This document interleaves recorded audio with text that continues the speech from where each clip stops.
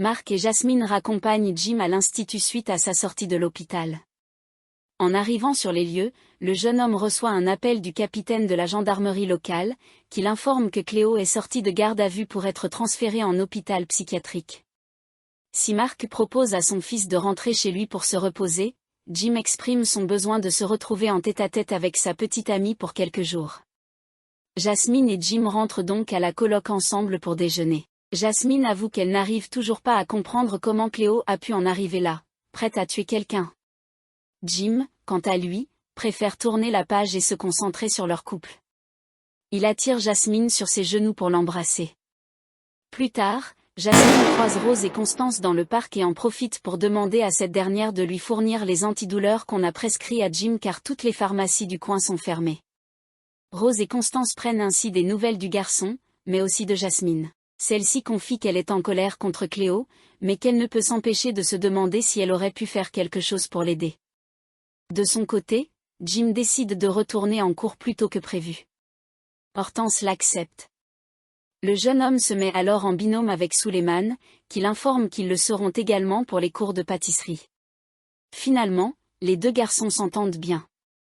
Suleiman raconte à Jim ce qu'il a loupé quand il était à l'hôpital, notamment l'arrivée de l'application OZ à l'institut. Pour obtenir des réponses à ses interrogations, Jasmine se rend quant à elle en hôpital psychiatrique pour rendre visite à Cléo.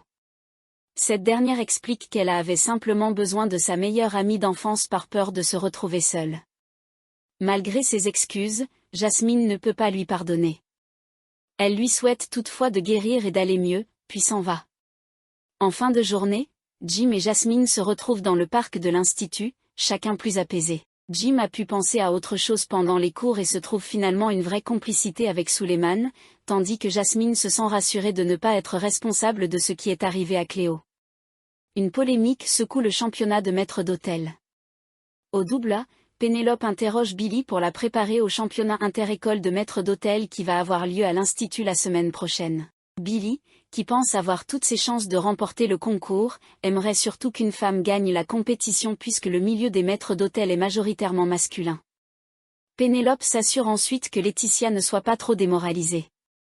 Cette dernière avoue qu'elle aurait adoré être à la place de Billy pour obtenir un peu de reconnaissance. Pénélope lui assure qu'elle aurait eu toutes ses chances. Après le déjeuner, Stanislas félicite Laetitia pour son service impeccable. Cette dernière en profite pour lui glisser l'idée de convaincre l'organisateur du concours, Franck Vallière, de la laisser participer en tant que candidate libre. Mais Stanislas est au regret de lui dire que cela ne fait pas partie du règlement. Plus tard, Antoine et Stanislas accueillent Franck Vallière dans les bureaux de la direction. Ce dernier leur impose une décision contre laquelle ils expriment leur désaccord. Mais ils n'ont pas d'autre choix que de l'accepter. Débarquant dans les bureaux à son tour, Laetitia sent que quelque chose se trame. Et pour cause, Antoine et Stanislas réunissent les élèves au double A pour leur annoncer que le président d'honneur du championnat n'est autre qu'Hippolyte Duchesnay.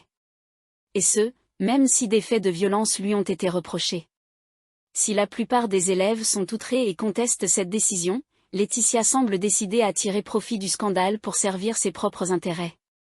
La compétition est lancée entre Léonard et Gaspard. Dans le parc, Solal, Gary et Zoé s'aperçoivent que de nombreux élèves se prennent en photo en train de s'embrasser. Ils découvrent alors qu'il s'agit d'un défi lancé sur OZ, embrasser son ou sa meilleure amie. Gary n'hésite pas une seconde à vouloir relever le défi.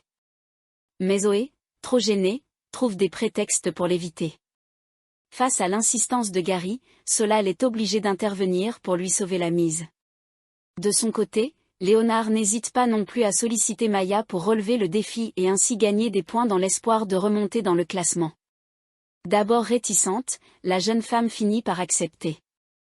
De retour dans sa chambre, Léonard se permet de s'étendre sur le lit de Gaspard pour jouer à la console. La rivalité des deux garçons s'accentue lorsque ce dernier rentre à son tour et qu'il n'arrête pas de s'envoyer des piques. Léonard assure alors qu'il va le dépasser dans le classement sur OZ. Au même moment, un nouveau défi tombe, faire 15 fois le tour de Calvière pour 100 points.